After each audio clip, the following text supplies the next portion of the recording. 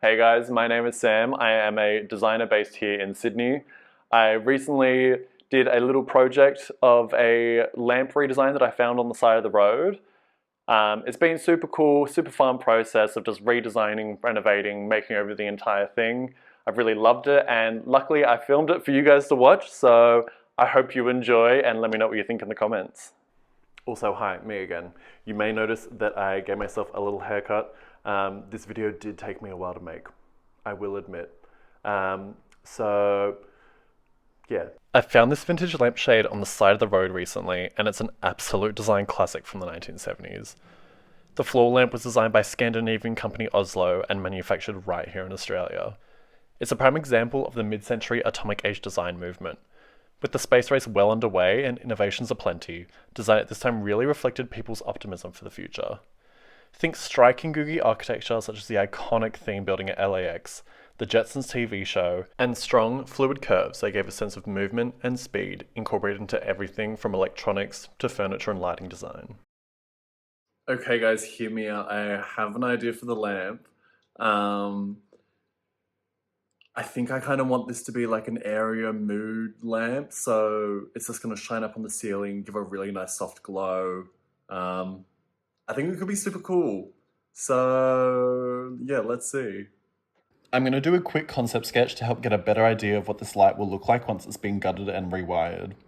I love sketching out ideas for projects, but it's definitely been a hot minute, so perspective and scale are kind of out the window with this one, but you get where I'm going with it. One thing I do really want to keep from the original build is the super cute rubber logo on the neck of the lamp. I think it's just a really nice detail and a little nod to its original design before I got my grubby hands on it. This thing is pretty dirty from sitting on the side of the road, and there's a few little chip marks on the paintwork, but that's not an issue at all. I'm going to jump straight into taking this thing apart to see what we have to work with. I always love doing this on a project because I just find it really fascinating the way that things go together. So follow along. This was a bit of a process, but I'll speed it up for you guys.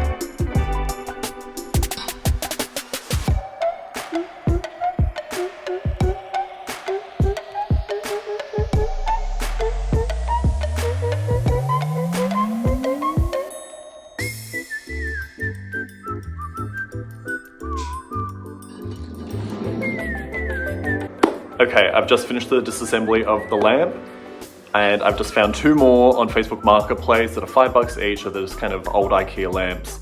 So I'm probably going to use the electricals from those to continue this project, so come along with me as we go grab those. Okay, so I just found a $5 light off Marketplace. Just went to go pick it up. It's pretty cute. Obviously not going to use the whole lamp, I'm just going to take this cord out with the light bulb. Apparently it works, but I will definitely double check that. But it's got a pretty cute cord, so yeah, we'll take this all apart and hopefully it fits into the new light.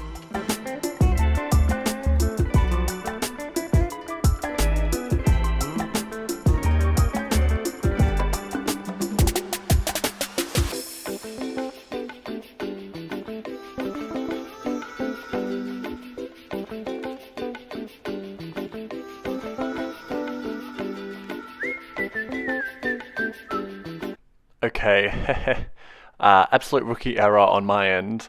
I'm sure some of you might have clocked this earlier, but the light bulb doesn't actually fit into that fluted part of the lamp. So yeah, new idea. We're gonna do some LED strips from Ikea, so let's go on a little adventure.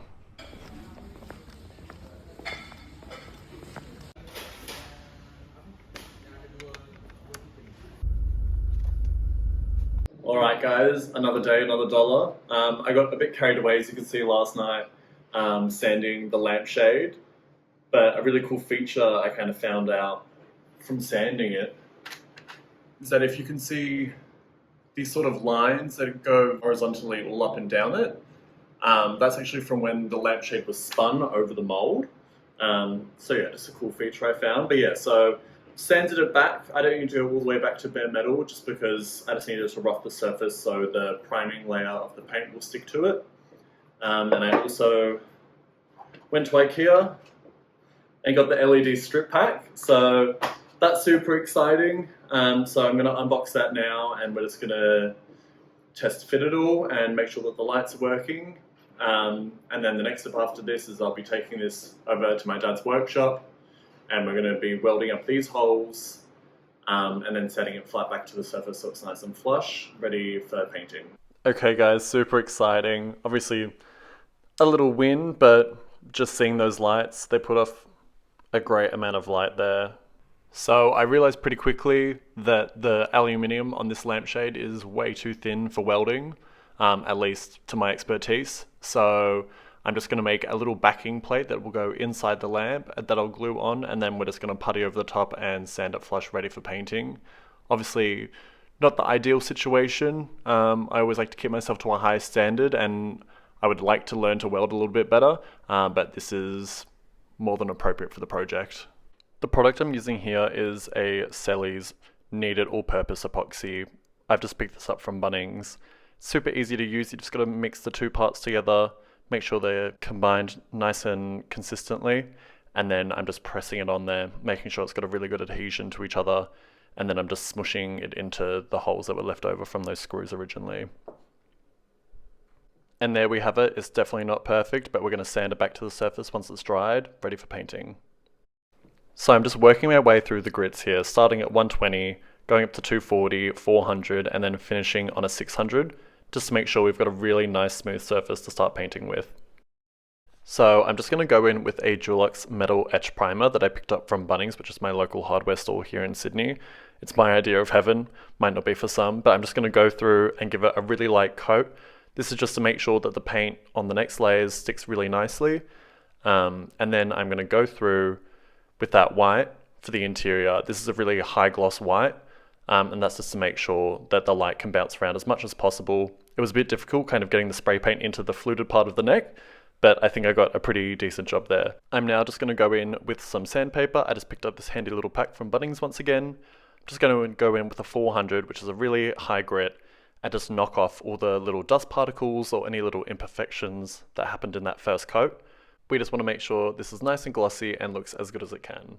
So I'm just going to go in and give it a really good wipe now, make sure all the dust from that sanding is off so we don't have any contaminants in the paint. And then I'm going to go through and give it another coat of that gloss white, just to really make sure that we've got a nice finish here. The rubber logo is pretty dusty, it's pretty crusty, so let's give it a good old scrubbing and see if we can't bring it back to life again. And voila, it looks just as good as new. Okay, I think we're just about ready to do some final glam shots. I can't wait for you guys to see.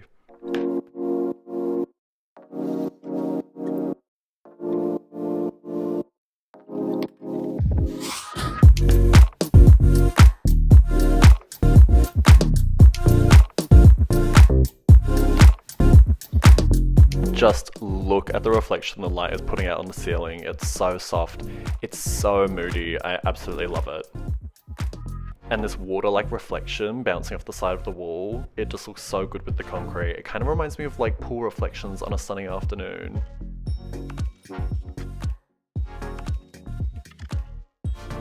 Okay, I think this is my new favorite object in the house. I think it works perfectly with this little collection I've styled here. Thank you guys so much for following along with this project. It's been so much fun. Let me know in the comments what color you guys would like to see this lamp. Go out and get some fresh air, and I'll see you here next time. Ciao!